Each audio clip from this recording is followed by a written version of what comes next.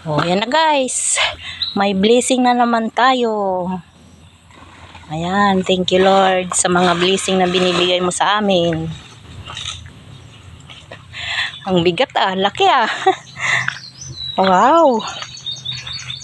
Magpating ko ba? Hindi ko tinuloy ko. Ang ganda niya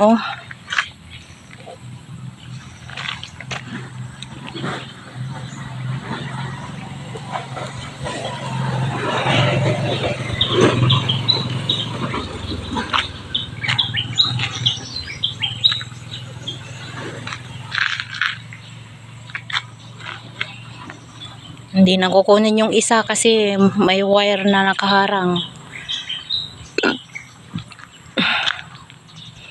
Ayan guys, ayan yung saging. Daanan na lang namin mamaya pagdaan namin. Ayan, dyan na lang muna.